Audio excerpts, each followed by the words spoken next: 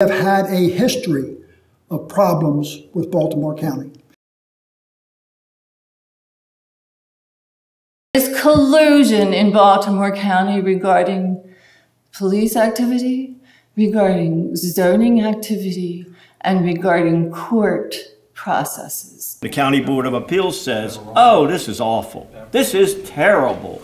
This is an appearance of impropriety, but there's nothing we can do about it. It goes to the circuit court. The circuit court judge simply said, oh, it's the way we do business in Baltimore County. Trust me. I've seen this movie before. It does not have a happy ending. The Independent State Department of Assessment and Taxation assesses your property once every 3 years, and they place a value on that property.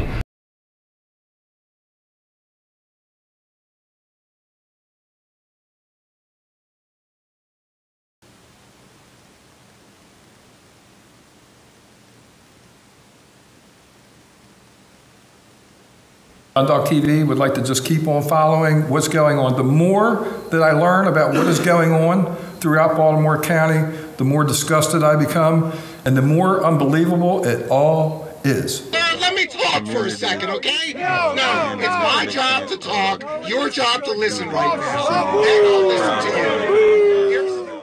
How many of you out here, by a show of hands, experienced a 5% wage or 5% income increase last year over the year before? Anybody experienced that? Okay. Keep that in mind, because the real gist of what I want to communicate tonight. My eyes grew real large about 6 weeks ago or so when I saw a Sun Paper article talking about the proposed budget for this next fiscal year from Board of Education. The Board of Education puts out its proposed budget well in advance of when the county executive does. And just to give you some idea of the magnitude of their budget and how this impacts all of us in this room, over 50% of all Baltimore County expenditures go to the Board of Education for the education of our children. When you tack on to that libraries and community colleges, it represents actually 60% of the county's total budget.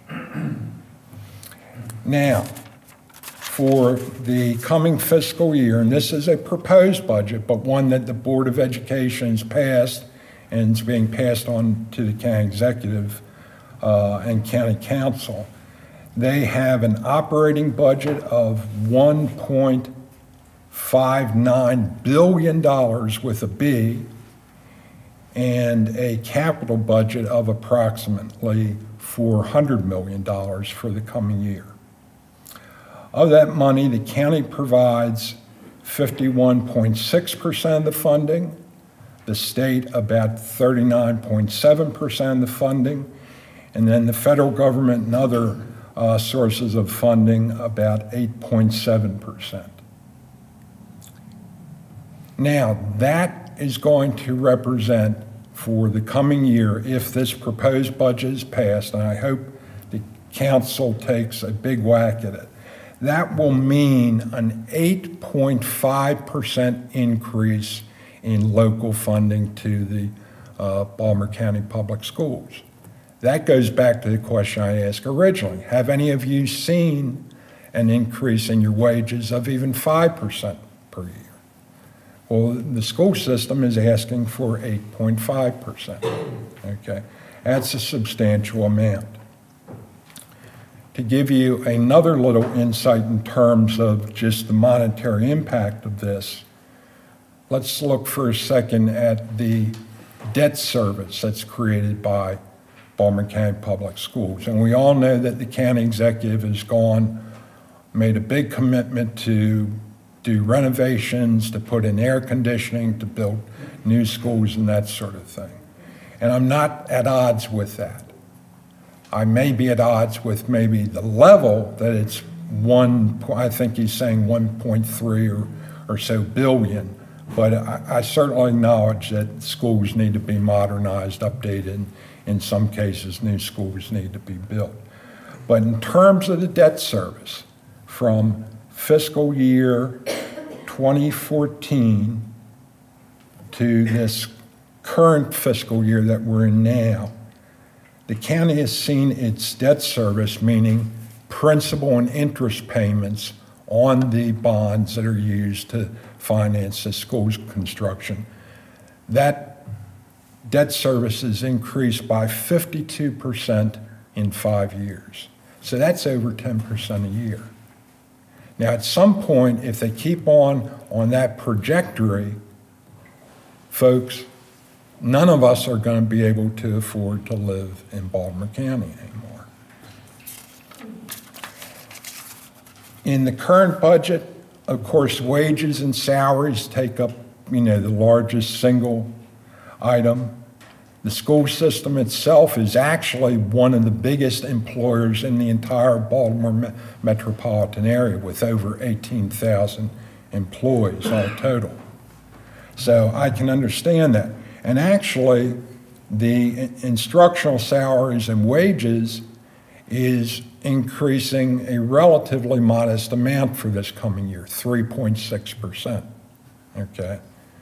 Now, much smaller in size, but more dramatic in the percent of increase, they're asking for an 18% increase in administrative cost. They're asking for 14.8% increase in textbooks and supplies, and a 23% increase in what they term student personnel services. Now again, these are much smaller parts of the budget, but I mean, what part of any budget do you have an almost 25% increase in any one category, particularly in these economic times we're in now and we've been in the last few years? Now, this becomes even more significant when we look towards the future. And why I say that is because in the state of Maryland, this little thing called maintenance of effort, okay? This first was codified during the Thornton Education Law, and I think it was 2002, and later amended in 2012, which basically says on a per student basis, you as a locality cannot decrease the funding in any given year. So consequently, if the school was so lucky as to get their 8.5% increase in county funding for this year, next year it's got to be at that level or above. The following year it's got to be at that level or above, so forth and so on down the line. Now, most school systems, even those so liberal in nature as Montgomery County, has said this imposes a real problem, because when you get in a recessionary time, it may be necessary to decrease your funding per student. But with this maintenance of effort law in the state of Maryland, it doesn't allow that to happen. That's why when we were, as a nation, the heart of the recession in 2009 and 10 and so forth, and we heard these stories about, other school systems in other states having to lay off personnel and that sort of thing, you never heard those talks about coming from the state of Maryland, because we had this maintenance of effort law in effect. Which leads me to my last point here. We're going to be benefiting by the fact that in just a couple years, this Board of Education positions will be elected rather than appointed.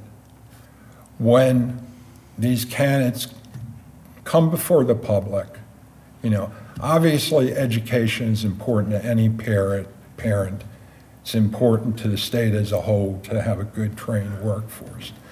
But please, please ask these candidates, their feeling about funding issues, because as I've just demonstrated, this maintenance of effort attached to significant increases in funding in any one year can have significant consequences down the pike. So I urge everybody to not just vet candidates for Board of Education about how they feel about education, but hopefully we'll find some that also are experts in budget and personnel matters and that sort of thing. So thank you.